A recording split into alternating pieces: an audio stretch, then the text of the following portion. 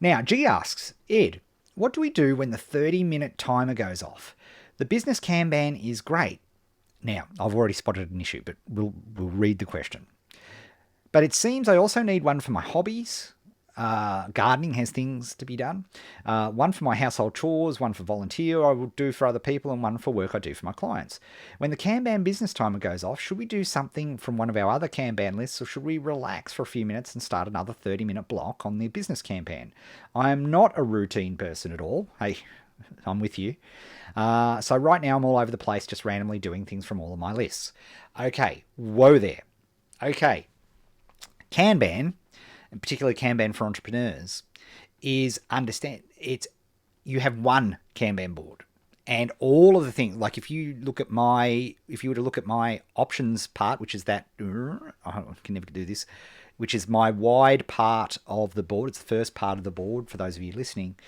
I've got things from my personal life, hobbies, potential trips I want to plan, all sorts of potential product ideas. Everything goes in there, because your life is not, it's a fallacy that you can split up all these different things, and each of them has an impact. And when I'm trying to diagnose and work with a private client, it's often stuff that is completely outside of the business that is impacting on the time that they can spend building the business. So the whole point of a Kanban board is to integrate all of those things, multiple lists. And boy, I tell you what, maybe you can handle it. There's about 10% of people who are entrepreneurs can handle multiple lists, let alone one list. So you have to have the one board and have all of those things. So that's the first thing I would absolutely mention on that.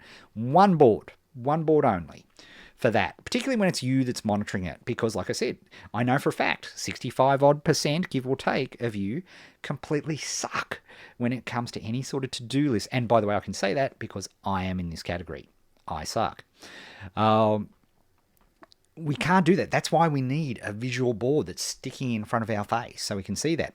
So the way that you do that is that when you're moving tickets into the ready column, to the middle, you've got to look at your gardening. You've got to look at your health. You've got to look at your charity work. You've got to look at all of those things and say, okay, what's important this week? And you've got to limit those to 6 things. Okay, you pick the 6 tickets that are the most important. Then you actually chunk those tickets down to make sure that there are things, what can I actually achieve this week? What makes sense? So that's how, so I make sure everything is integrated, because if you don't, you're fooling yourself, right? Work-life balance, it's just life, right? There's just this pool of time as life. Yes, Joe and Jane Smith, right, who are not listening to this, watching this, they can completely separate work and life. They work their 9 to 5 or whatever it is. They can switch off, right? They're there at work, then they switch off for the rest of the time. That's not what entrepreneurs are. That's not what we do. It's just not the case. But you don't want to leave things behind. And it's important. If something's important to you, well, it's got to be reflected on the board. And you can't have multiple lists. It's just insane, right? Because you aren't able to visualize that, because part of this is when I look at the end of the week, and I haven't actually reset my board for Monday yet. I had a good week though. I will look at all those things in the done column, and I'll look at them and say, well, I'll think about, okay, well, how did I do something with relation to my health? What about family? What about, business? What about the things that we're focusing on there?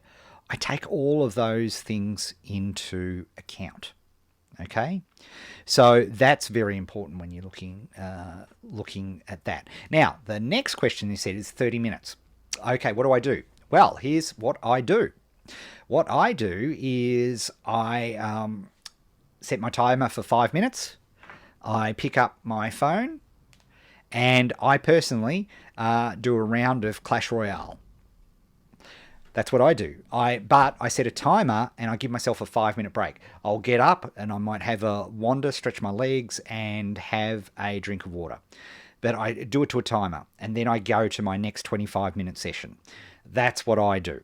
Okay. And sometimes when I'm doing a particularly focused, it's pretty rare actually these days. Usually I do 25 minutes and 5 minutes break. Okay. Which is, you've probably heard of Pomodoro technique. Look, you can call it 1,000 different things.